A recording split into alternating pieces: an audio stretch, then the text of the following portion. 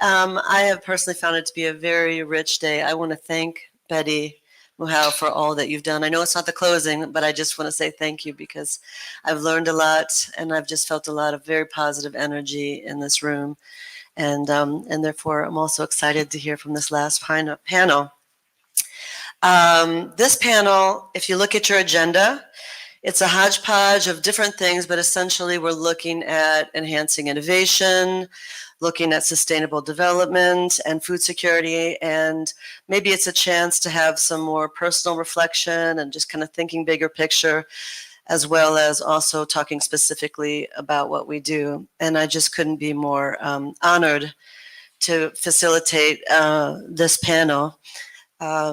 We'll give the panelists a chance again to introduce themselves very quickly. However, I'll just state your names and your institutions. I'll say a few words about myself and then I'll jump in if that's okay. Okay. So we have, I assume you're also called Dr. Plourde.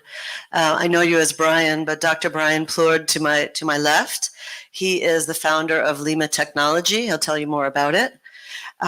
We have Dr. Brian Burr with the University of Minnesota, the Dean of University of Minnesota. Thank you, sir, for coming today. And we also have Dr. Shifande. Again, thank you so much for blessing us with your presence all this way. It's been very fascinating to listen to you at different points of the day. My name is Alexandra Spieldock, and I'm based here in Minnesota.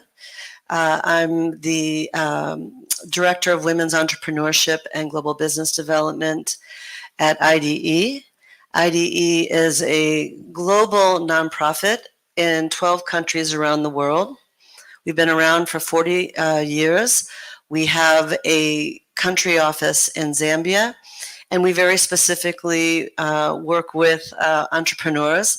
Instead of saying empowering entrepreneurs, we use the language powering entrepreneurs with tools and services and capacity that really help them specifically to serve smallholder farmers in their communities. So I think as a follow-up to the earlier discussion, bringing them packages that relate to things like solar-powered technology, smart technologies to mitigate climate and or to adapt, mobile apps as well as post-harvest technology and best practices in value addition, packaging, all of those kinds of things, and really a long history also of working in partnership with a variety of institutions, including our own USAID.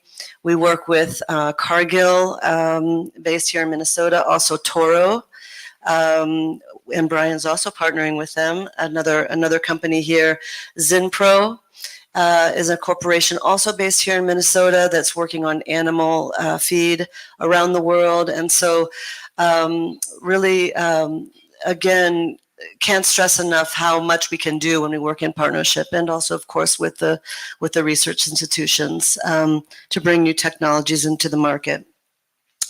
In Zambia, we're in 3 regions. Just for the Zambian delegation to know, we have our main office in Lusaka.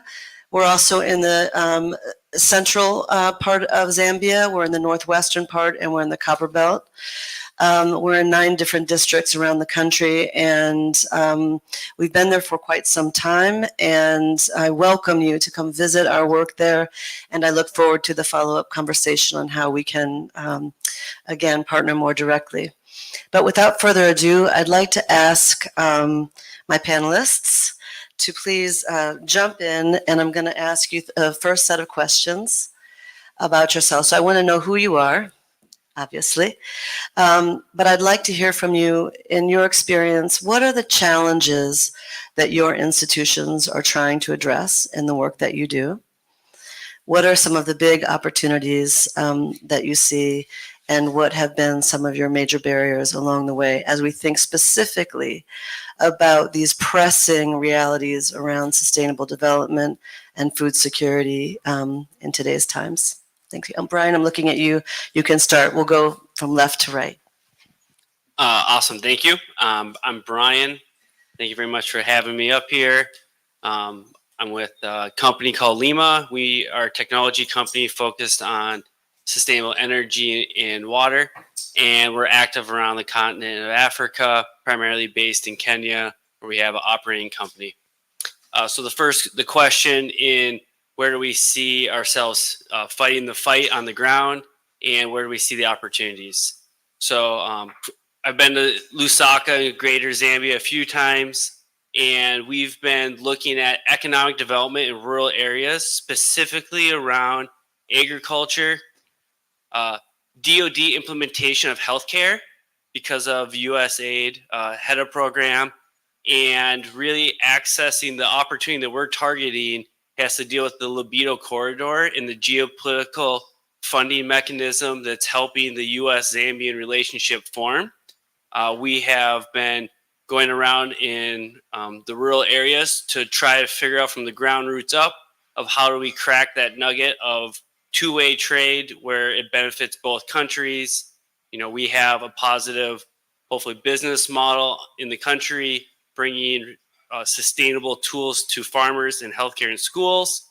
And in exchange, there's a relationship with the U.S. government in line with the libido corridor.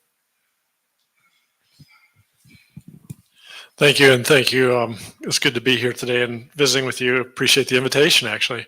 As I said, I'm Brian Boer. I'm Dean of the College of Food, Agricultural, and Natural Resource Sciences, which is a lot to say at one point. And of course, our core, as I always come to it, our core is education. And so, Vitaly, as you were talking about learning from your history, growing up on a farm, to how do you take that into your work, that's fundamentally what we're about in the college. Of course, as we talk about this today, we'll be talking also about the research that we do. We do a lot of research from small scale agriculture, thinking about how do we develop, crops, technologies, fertilization, and really look at now biofertilization, organic production systems, sustainability issues in those systems, which really presents a set of challenges that aren't as simple as the typical, pick it up in a box at the store and go and apply this into your field. Is how do we work in that ecosystem of agriculture to pull that together? Along that way, of course, we also are part of Extension. So we think quite a lot about, and particularly in the Twin Cities, we're talking about emerging farmers programs and so on. And it came up a couple of times, that element of bringing that education out into the field so that people who are working this can grow and advance and create their businesses, create new enterprises, and do those elements and be able to grow crops in sometimes challenging circumstances. You heard this morning, I think, from Dr. Phil Pardee. He and I somewhat go hand in glove at times, so we have spent a lot of time. We were talking about, you asked the question about development. We have projects quite broadly across Africa, I guess from north to south. We go from Morocco in some cases to South Africa in projects that we have around agriculture and food systems. One of the things, and I always say I'm a dean by day and an economist by night kind of a thing, but I've worked in agricultural economics quite a while. So one of the areas that we had developed early on, and sadly it sort of is sublimated with changes in leadership and so on, but we developed an economics education program that we worked primarily with in South Africa was the genesis of it. We actually do that work here in the US too, but it was based on economics education, so that we're thinking about how do new farmers, businesses, that critical piece of how do you make these enterprises sustainable? And a lot of that was talked about today. How do you find the financing? How do you manage financing? Those questions. And we scaled that into the universities, of course, in Africa, so that we could partner with them and build that out across that. So really, research is what we're often known for outside the university. In the university, of course, is teaching, and we connect those two together as we work across trying to address these issues of sustainable development. Well, thank you so much. My name is Chizumba Shepande. I'm Director, Department of Agriculture in Zambia. That is a department which is in charge of agricultural production in the country. So in the first place, I'm very pleased to sit next to the Dean of my former school here at University of Minnesota. So what he has explained about what they teach at the University of Minnesota, and that is what exactly I'm implementing in Zambia in the Ministry of Agriculture. So the Ministry of Agriculture has a main objective of ensuring food security and economic transformation through agriculture. So there are so many projects that we undertake as a Ministry of Agriculture. So our department, or my department, is actually in charge of irrigation, so aspects of irrigated agriculture, farm mechanization, issues to do with land husbandry, issues to do with provision of quality agriculture extension services to ensure that there is high productivity in our farms among our farmers, and also to ensure that our small-scale farmers have got access to credit and finance to ensure that they're able to participate fully in the process of agriculture production. So basically, that's the main objective of the Ministry of Agriculture. And I'm very happy to be here and sitting next to the Dean of my former College of Agriculture Sciences. Thank you.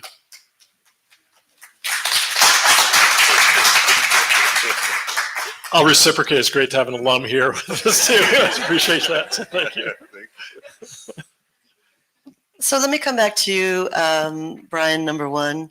How did you identify Zambia as a market to enter into? And now that you are working in Zambia, how are you working? Are you working with local colleagues? What is your model? That's great. So we, as a company, we look at Africa as a whole. So we try not to be country agnostic, where if there's a region that we think we can go in and do impact, we show up. And we've been correlating that to how do we pursue activities in Zambia.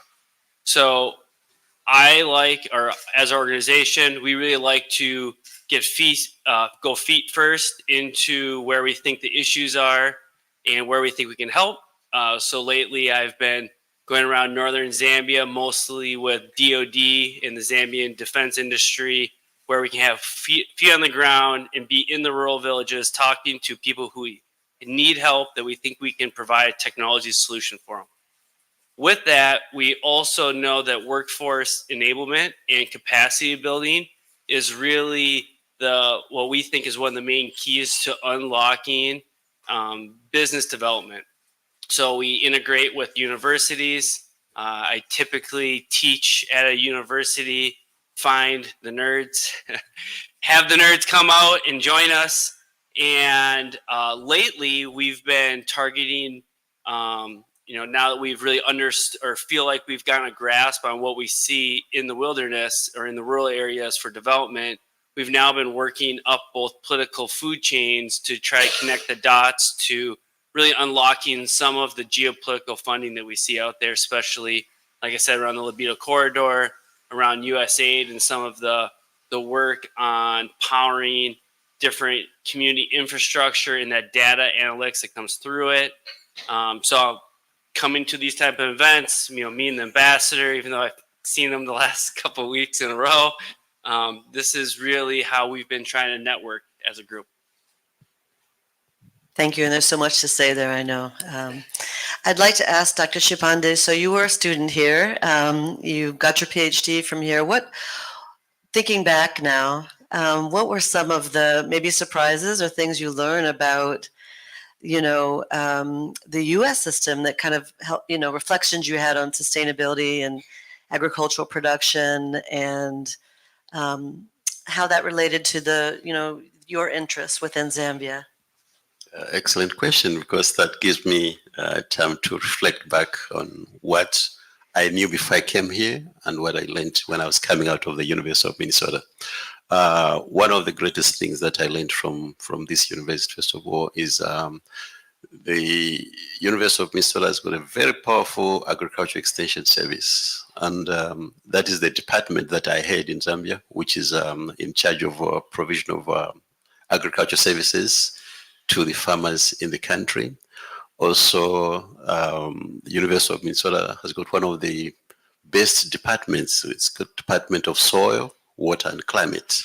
And I'm a graduate from that department here at the University of Minnesota. And now looking at what we are going through now in terms of issues to do with climate change, issues to do of what we should do in order maybe to conserve the moisture in the soils. Most of the things that I learned from the Department of Soil, Water and Climate here at the University of Minnesota, I'm really able to reflect back and be able to apply the practical aspects of what I learned when I was still a student here. And most of the programs that we are implementing as a Ministry of Agriculture in Zambia coming from some of the ideas that I learned from the time when I was a student here. Issues to do with conservation farming, issues to do with moisture preservation in the soil, especially in this period of climate change, when you need to take strict measures to make sure that soil moisture is preserved in the soil. When you are facing drought, if you can take certain measures that can help preserve the moistures in the soil, like what we are going through now. A number of things. The University of Minnesota has got a very strong plant breeding program in terms of development of varieties that are drought resistant. So all those things that I've learned from here. In fact, one of the greatest plant breeders in the world, Norman Borlaug, was a faculty member at the University of Minnesota. So I learned quite a lot of things in terms of what we have to do to make sure that agriculture is successful, especially during this time when we are facing issues of climate change, and what we need to do to ensure that we have food and nutrition security in the country, and what we need to do to make sure that we transform agriculture to make it like one of the ways to create employment. We have got so many youths in Zambia that are not employed. So even the idea of development of farm blocks, it's an idea which is starting from my Department of Agriculture in Zambia, where we're trying to empower our youths so that through the creation of farm blocks, a number of farmers, if there are going to be a lot of investors, a lot of co-ventures that are coming in these farm blocks, they're going to employ a lot of youths through agricultural production, as well as through agro-processing and value addition. So I'm very pleased that as a graduate of this great university, I'm able to apply some of the knowledge that I acquired from this great university. So I'm very, very grateful to be here again. Thank you. Wow, it's really inspiring. Thank you so much. Yeah, another round of applause. I didn't mean to do that, but I think it's warranted. I'd like to ask Dr. Burr, so we're hearing from Dr. Chipande about his experience at the U and all that he has learned. I'm wondering, in your years of experience at the U, how you've experienced U.S. students, their understanding of global sustainability questions in farming, how you've sought to kind of help them also build their sensitivity and think forward in terms of the kind of collaboration that we need. Yeah, it was just a great question. It is a case I'm going to focus, as I was listening to, it's on this element of partnerships. And, you know, even as large of a university as we are, I mean, one of the larger comprehensive universities in the country, still when we think about how do we engage and work, you know, and bring students into that, into Africa and to other places across the globe on sustainability, we can certainly try to do that in a classroom. It's really about how do we get students placed out there and working in areas, and then how, that comes down to partnerships. So when I was talking about the economic education, but also on the agricultural side, you know, one piece is we do have the global study abroad programs, and that leads us into partnering, and typically it is with universities. One of the things we've expanded on that recently to really be able to partner in is, you know, you start to realize through the aid organizations, of course, USAID, we work a lot with the CGIAR group in Africa and other universities that we tend to do is form partnerships. And when it becomes either project oriented, so for example, we recently had a project in Malawi, and Dr. Pardee may have talked about it this morning, looking at how you could, you know, sort of look at the topography and the agricultural systems, look at the logistics of how you could actually, with remote sensing technologies, be able to identify and predict where you would need to place crops, what types of crops, assisting farmers with that. We bring farmers into those kinds of, students into those kinds of relationships. So our ability to sort of, you know, as this project is doing, or program is doing, how do you connect in with people who are engaging with us across the globe? One of the things we really started to focus on, which is interesting, there's this north-south phenomenon where we're looking at, you know, a lot of the same issues the southern hemisphere faces now are issues the northern hemisphere is facing. And we've actually started, and this is with some of our partners in Africa, is looking at students, and we've actually formed these joint research relationships to these issues of whether it's livestock, the pest disease issues that are occurring typically in more tropical, arid climates. We're seeing more of that transition into northern areas that we didn't see them, 10, 15 years ago. And so that's a way to bring students into this, this idea I think that you were getting at is in sustainable development goals, it is this one world phenomenon that what we see occurring north to south, and you can really find some really interesting advancements that have been made in the Southern Hemisphere that we're looking at. And that for students is really kind of an intriguing thing, right? Because students often come to a sort of fairly narrow worldview that their problems are in their backyard, that what happens somewhere else doesn't affect them. And so this idea of getting students at the first step to step out, look around at what's happening, and recognize there's learning to do in this global sort of environment we're in now, and the rapid transitions occurring, the information exchanges. And so we really do have this opportunity to do that. But it always boils down to, I'm trying to think of a circumstance where we don't have in the first place a partnership with an organization, institution.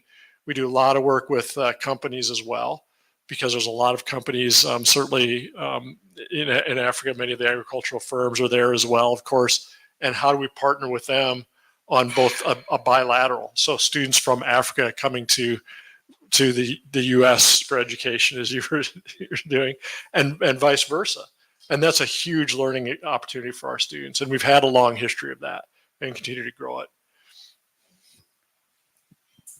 So back to you, Brian. So you're coming from you have a family farm in Wisconsin.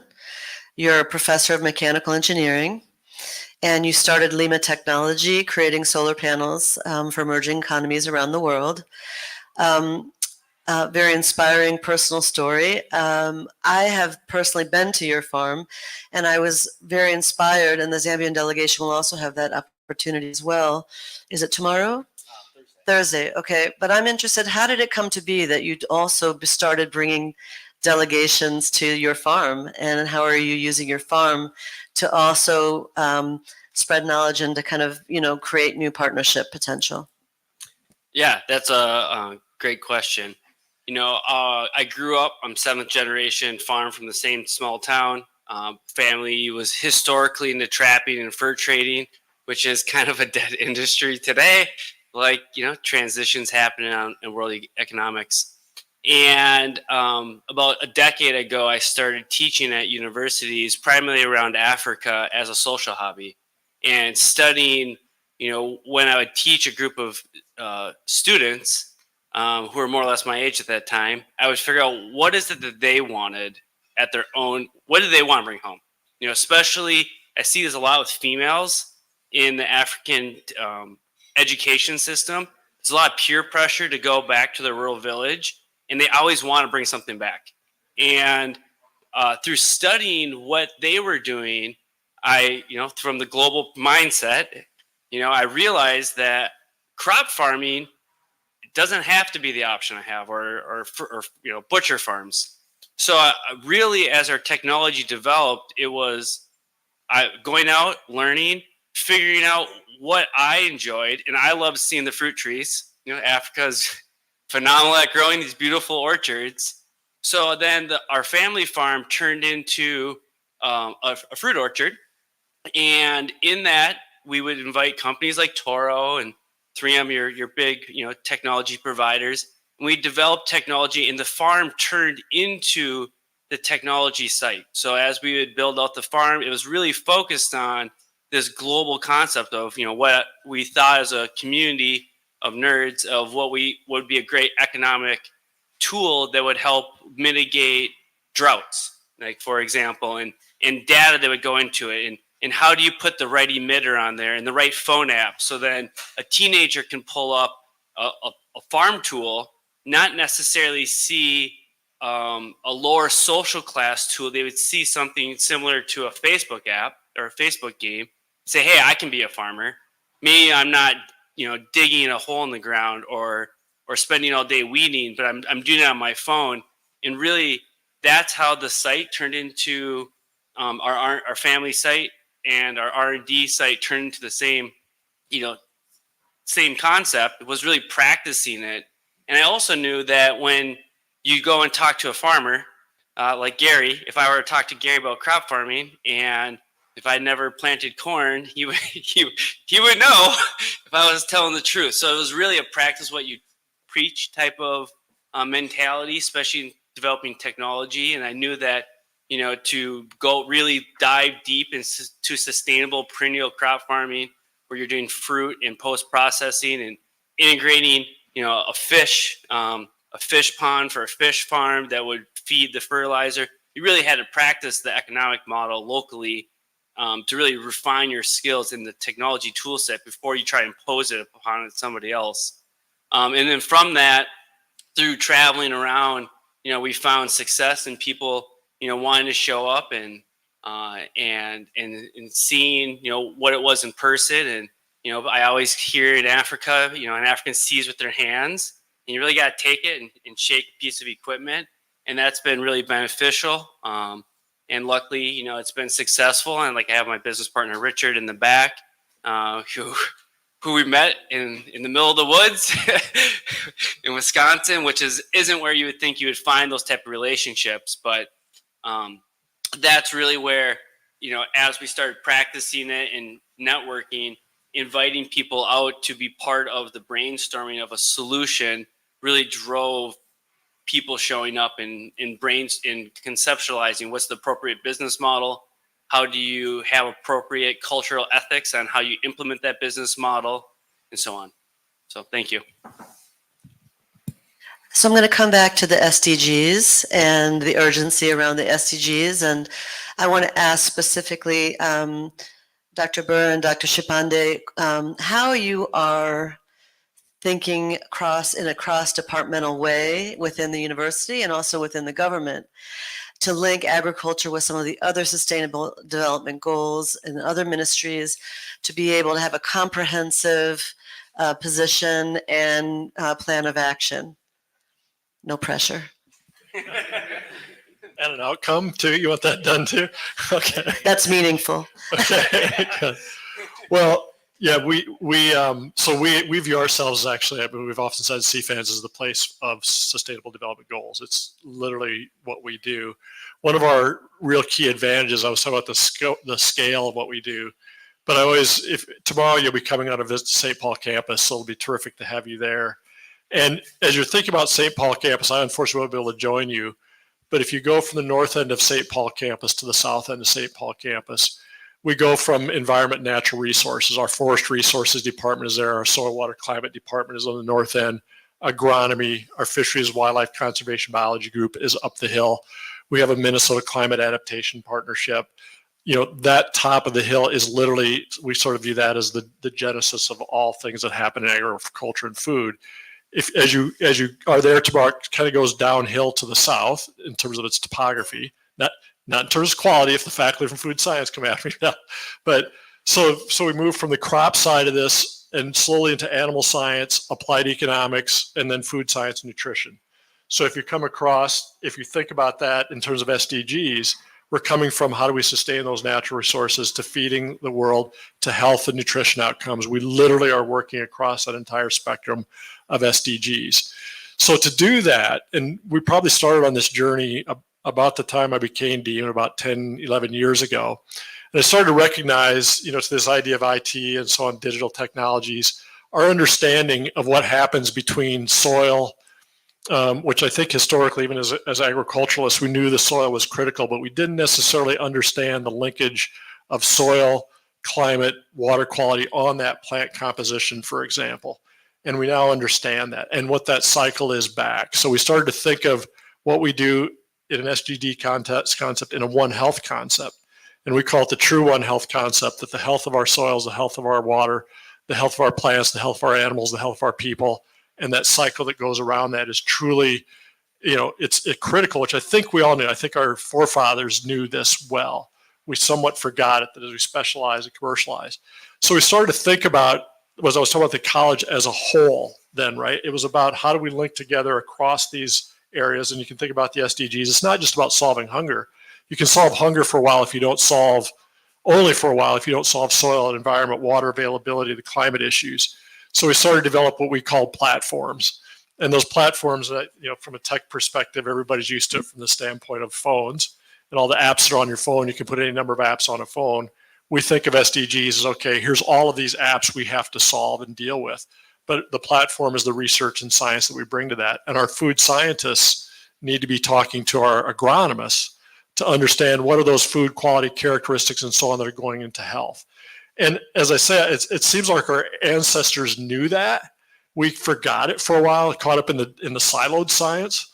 So we really started to think, how do you start to tie those together? And just an example now, we have, in fact, this morning, where I was unfortunately able to be here this morning, we had a delegation here for our Forever Green initiative, and you'll hear about this tomorrow.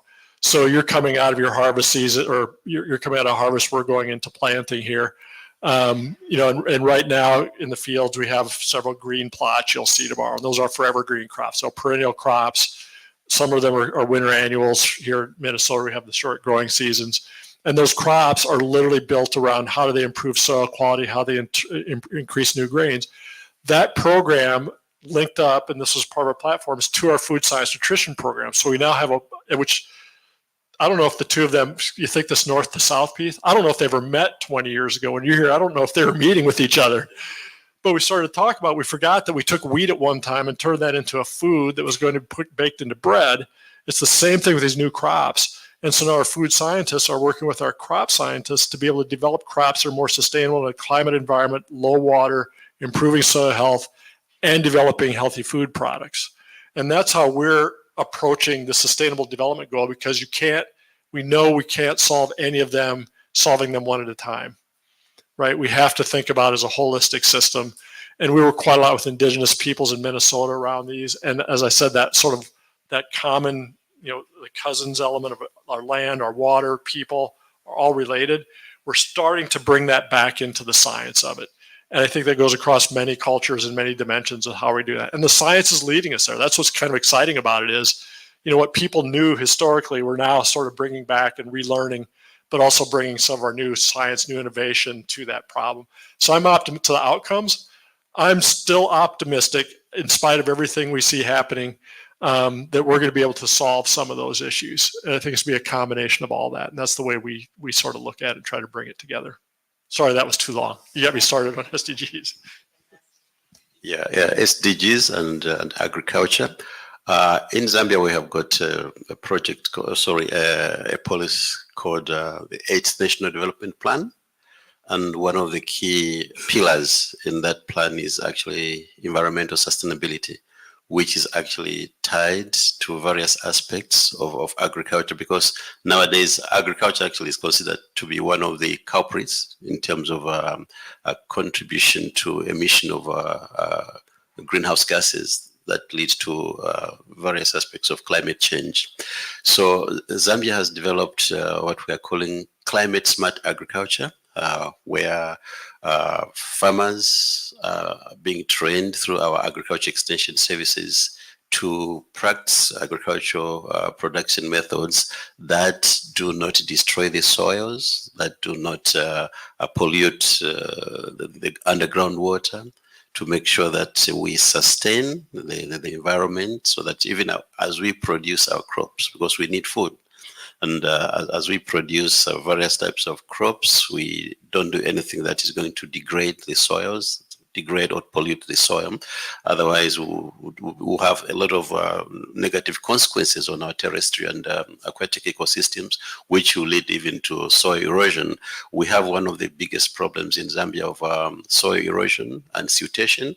Most of the rivers that maybe 20, 30 years ago used to be very good rivers, I find that this time, because of so many agriculture activities around the riverbanks, most of the rivers are filling up because of sedimentation and siltation. So most of the rivers are very shallow. And now these days you hear a lot of, when we have rains, just rains for 30 minutes, you find that the rivers are flooding over their banks. In fact, most houses are submerged because of such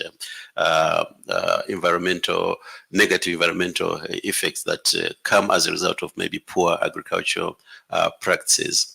So in the 8th National Development Plan, the aspect of environmental sustainability covers a lot of things, and that's how we came up with the climate smart agriculture, where farmers are taught to practice various agricultural activities in a very sustainable way, to make sure that the fields that they have now are fields that can be used even by their children, their grandchildren, and more generations to come. So that aspect of climate smart agriculture actually is getting a lot of emphasis to ensure that we use our natural resources sustainably.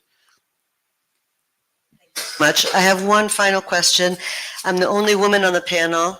I bring the gender balance to the panel, and I'm not trying to trick anybody. I just want to acknowledge what's often talked about as the female face of farming, certainly within so many African contexts and many parts of Zambia. I'd like to ask each of the panelists as my final question, regarding SDG 5 on gender equality, what, if anything, are you doing in your various roles to address this issue? I'll start with you, Dr. Shipande. In Zambia, one of the aspects that we are looking at in terms of agriculture development, we are focusing on farm block development. So even in the applications, when various individuals apply for land in the farm blocks, serious consideration is given to make sure that priority is given to women that are interested in agriculture. And then when it comes to a credit window, we have a credit window called the Sustainable Agriculture Financing Facility, which gives some financial assistance to small-scale farmers or emerging farmers. You find that priority actually is given to female farmers who would want to go into agriculture. So as a Minister of Agriculture, I think we have got that deliberate policy to support women who would like to go into agriculture. Then also at the University of Zambia, we have a School of Agricultural Sciences. When there are so many applications and if there are fewer places, you'll find that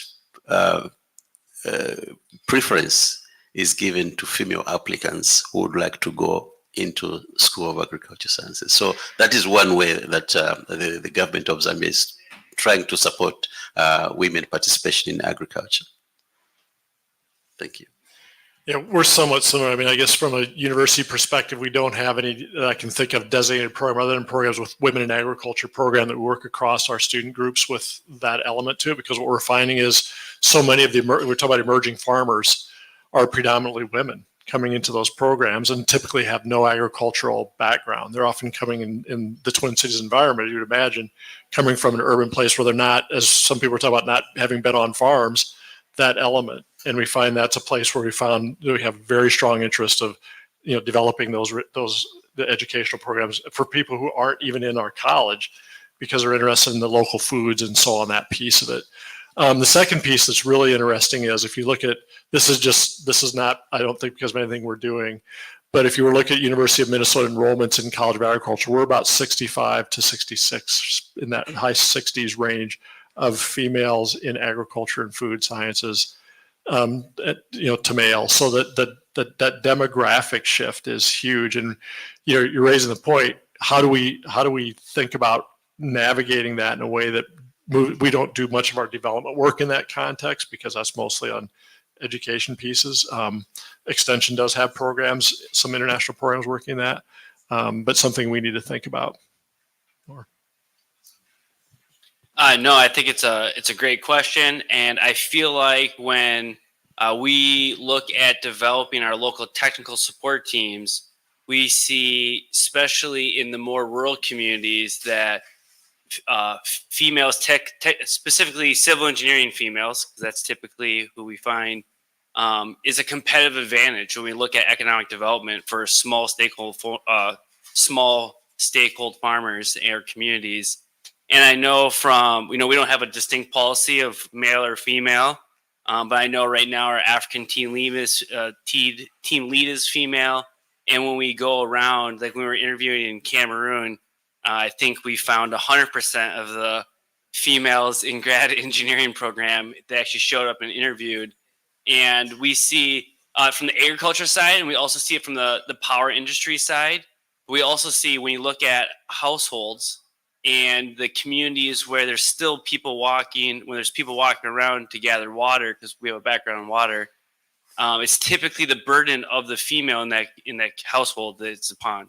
So we see it as we didn't really recognize it to start with, but we learned quickly that when we were trying to do community development and really asking hey, what's the problem here for access to power, access to water for your solution? We found that females were typically the key. And then I was more of a distraction and not really getting anything done. So not a formal policy, but we've leaned into the fact that that's really a thought leader in a community is female engineers. Thank you to the three of you for your thoughtful responses, and everything's a work in progress in this world and in our work and all that we do. So always different angles to come at things. I'd like to just close this panel and give Dr. Chipande the final word as our representative delegate from Zambia. Over to you. Thank you so much for that privilege. I'm very happy that I've been able to participate in this forum. And but one thing that has really impressed me is that they've been very active participation from the Minnesota Department of Agriculture. I've listened to the meetings that we have had from the time we came yesterday, and that there is a lot of willingness for us to collaborate with the Minnesota Department of Agriculture. Then I'm also very happy that I'm back at my former university where I studied. I think this is like my second home, and I'm so privileged to have studied at such a prestigious university. And I know it's one of the most prestigious universities, one of the largest, if I'm not mistaken, should be one of the largest universities in the United States of America. So I'm so happy that I'm back to my former institution. And I can assure you that this is not my last time. I think now this is the first time I've come back from the time I left in 2012. And I'm very happy to be back at this institution. I was just chatting with Brian a few minutes ago, and he told me that one of my supervisors, Professor J. Bell, the one I worked with when I was doing my doctorate degree, is retiring next month. So I'm trying to get his contact so that I can speak to him. Maybe I can have a chance of meeting him before I go back to Zambia. Otherwise, I'm so thankful. I'm very grateful that you have given me an opportunity to give some of the closing remarks. And I want to thank my fellow panelists for the wonderful contribution that they've made to this particular panel. Thank you so much.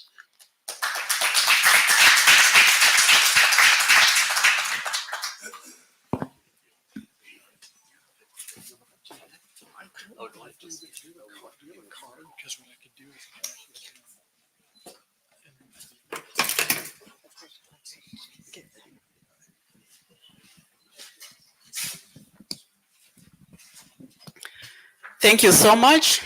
I will do one more last.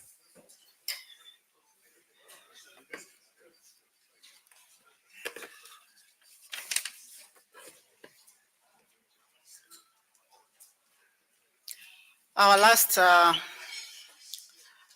last section this evening, I'll have a privilege again to call back Ambassador Chiwamba Kanyama on the stage to come and close on building actionable strategies for the future of agriculture. That's a good one, right? Thank you very much. So, good afternoon once again. Been a great afternoon, great morning. Listen to significant insights on possible ways of collaboration. I call it triangular, the normal one, tripartite, the way they call it, tripartite level of collaboration. That is the farmer, the government, but I'll bring in the private sector, though the private sector is part of the farmer, but there's within the private sector, there's the farmer, then there's the middle person, whether it's in agro-processing, whether it's in financing, whatever, I'll call them that way. And I will resist coming up with the actionable steps. From our point of view as a Zambian delegation, we will sit together again later to come up with only 3 actionable steps. I believe in very few, don't get a million of them and fail to implement a single. I would rather have very few, which you will implement. And having listened to here, there are many of issues came out, but we need to zero in on 3. Only the top 3. And these top 3 are the ones we shall also communicate back to government through the embassy, as well as through my colleagues from the Ministry of Agriculture. And we will report these issues, first of all, to authorities back in Zambia. And there are issues that the president himself would like to hear about. That's what we do. So when you saw me going up and down there were issues from the big house we have to resolve for next week in Dallas. So there comes a point where the head of state himself gets involved to be briefed on what's going on. That's why you saw me going out and down there. So I want to assure you that this meeting has been worth it. The first harvesting is not really harvesting corn or maize, to harvest those actionable steps from incredible discussions today that came from diverse individuals, SMEs, the research institutions that work with data and technology and innovation, Farmers Union from the Minnesota Department of Agriculture, the diaspora who with an interest doing business in Zambia. So the most important thing for us is to see Betty has brought us together, successfully brought us together. How do we go out with steps? And the reason I'm resisting coming up with those actionable steps, because we're still visiting some sites. We're still visiting some places tomorrow, Thursday, and still engaging on Friday. It's only then we shall be able to see what was discussed and how it has been applied in certain areas of industry, and what do we learn from all these things. What are we already doing? What is it that we should improve on? And what is it that we are not doing and we should start doing as a country? And I think this is the contribution that you are giving us. So I think on that note, I'll end and say my final remarks will be to those I'll be meeting on Friday. Thank you.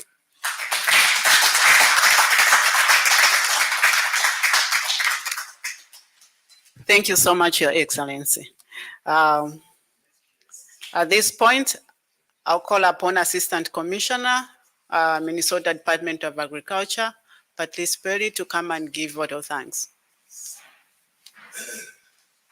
You know, I don't know if I can top that from what the ambassador said. No, I feel encouraged with all the opportunities that and presentations that we had today. It was just really good to be able to hear from, you know, so many colleagues, and always say that agriculture is a very small place, just in general, just because you see the same people in different spaces. So I just want to say thank you to all our emerging farmers. I want to say thank you to our delegation that graciously came. Welcome back to University of Minnesota. Thank you, Dean Burr.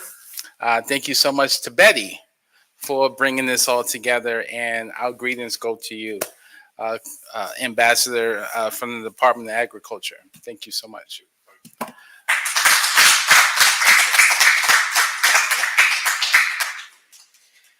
Well, we have come to the end of today's program. As the ambassador mentioned, we still have a long way to go, a full week. Today, I think it was just the second day. We still have 3 more days to go. So we are still around, the delegation is still around in Minnesota up to Friday. So the work is still going ahead.